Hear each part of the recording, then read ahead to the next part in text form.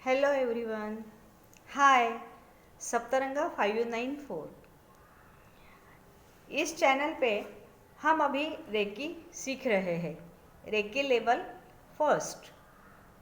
उसमें आज हम देखेंगे रेकी अटेनमेंट ये प्रोसेस क्या होती है और कैसे करते हैं।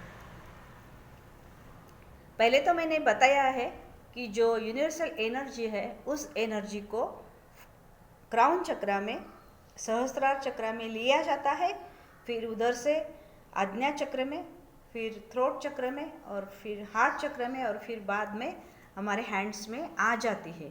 लेकिन वो उसकी जो अटेनमेंट प्रोसेस है वो कैसे की जाती है उसके बारे में मैं बताऊंगी। एक रूम में हम ऐसे करते हैं कि डॉक्टर मिकाऊ उसुई का फ़ोटो लेकर रखते हैं। उसके आगे धूप दीप फूल वगैरह सब चढ़ा के, अगरबत्ती उदबत्ती जो कुछ भी है लगा के, कैंडल बड़ी लेते हैं, कैंडल लगाते हैं। और रेकी सेमिनार में जब हम फर्स्ट रेकी का रेकी मीन्स क्या, रेकी की हिस्ट्री जो इतिहास है वो सब देखते हैं। और उसके बाद 24 पॉइंट्स जो है वो सीखने के बाद एक्चुअली प्रैक्टिकल करते हैं। और वो प्रैक्टिकल स्टार्ट करते हैं, इधर से प्रैक्टिकल चालू हो जाता है। 5, 6 या 7 पॉइंट्स तक सब लोगों को विदाउट अटेनमेंट रेकी लेने को सिखाते हैं। कैसे हाथ रखना है, कैसे रेकी लेना है।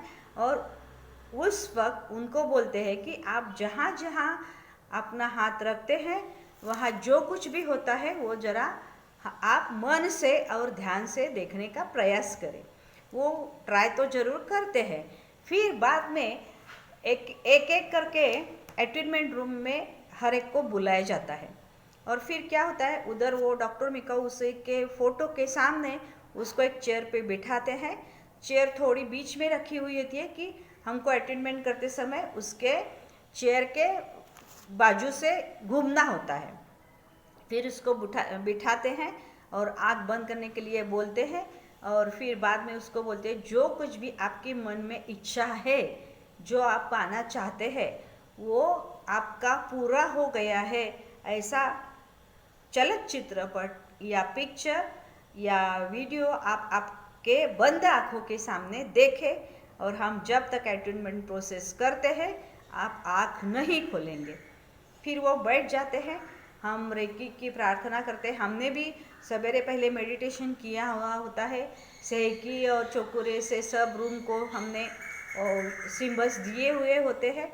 और बाद में फिर हम क्या करते हैं, हाथ जोड़ के रेकी की प्रार्थना करते हैं, रेकी को आवाहन करते हैं कि अब आप मेरी सहायता कीजिए, मैं इस स्टूडेंट को अटेनमेंट करने जा रही हूँ। और फिर उसको जो रेकी में सिंबल्स बताए गए हैं वो हम आगे देखेंगे। वो सिंबल्स का उपयोग करके पहले हम उसको क्राउन चक्र पे वो सिंबल्स डालते हैं, फिर थर्ड आई पे, फिर थ्रोट चक्र और फिर हार्ट चक्र। फिर ऐसे एक राउंड घूमते हैं और आगे जब आते हैं तब दोनों हाथ हमारे हथेली में लेते हैं। और फिर इधर हैंड्स पे हम वो जो सिंबल्स है वो निकालते हैं। और फिर हैंड ऐसे ऐसे इधर सिंबल्स निकालते हैं, फिर एक राउंड लेते हैं, फिर वही 4 सिंबल्स डालते हैं, फिर एक राउंड लेते हैं, फिर 4 सिंबल्स डालते हैं। और फिर लास्ट में जब हम हैंड्स पे वो सिंबल्स डालते हैं उसके बाद दोनों हैंड्स हम ऐसे उनको रख देते हैं। और फिर बाद में लास्ट में इधर क्राउन चक्र पे जो मेन सिंबल है हमारा, वो सिंबल हम इधर ड्रॉ करते हैं।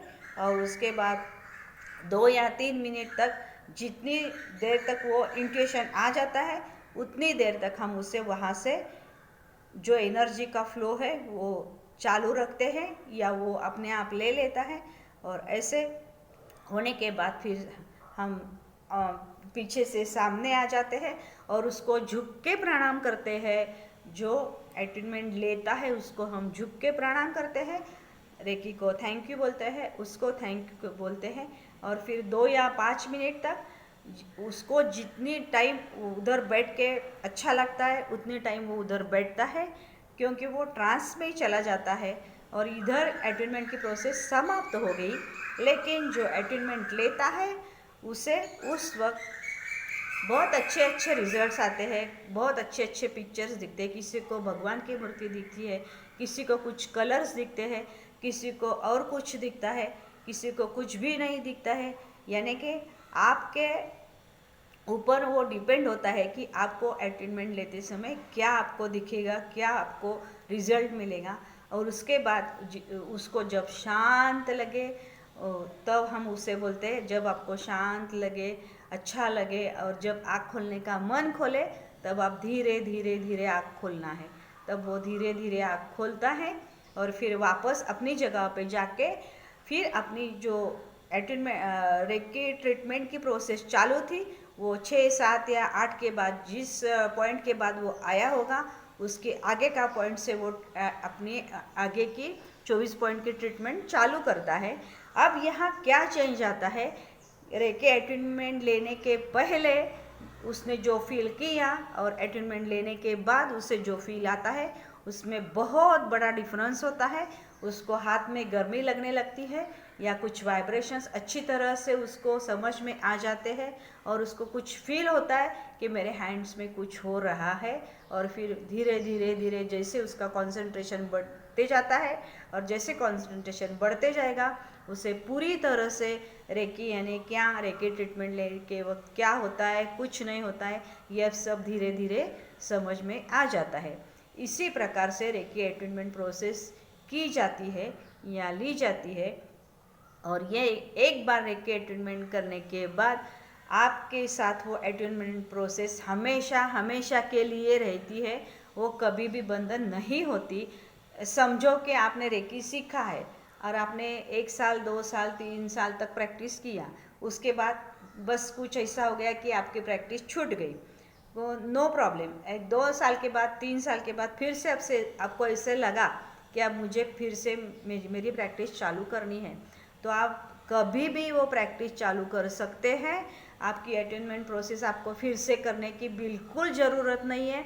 आप जिस दिन से प्रैक्टिस चालू करेंगे उस दिन से आपको वही आपकी जो प्रोसेस थी या जो संवेदना थी या जो वाइब्रेशंस थे वो आपको धीरे धीरे समझ में आने लगेंगे, रेकी के इफ़ेक्ट्स आने लगेंगे।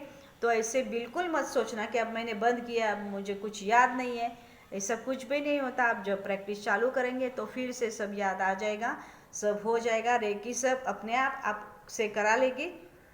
तो आप ये ज़रूर, जो कोई भी सीखा हुआ है और भूल गया है तो मैं कहूँगी ज़रूर आप फिर से प्रैक्टिस चालू करें और मेरे सब चैनल के साथ जुड़े रहे। आपको जो कुछ भी इंफॉर्मेशन चाहिए वो सब आपको मेरे चैनल पे मिलती रहेगी। तो इसी वीडियो में अब विराम लेंगे और अगले वीडियो में नेक्स्ट क्या है देखेंगे। Bye bye.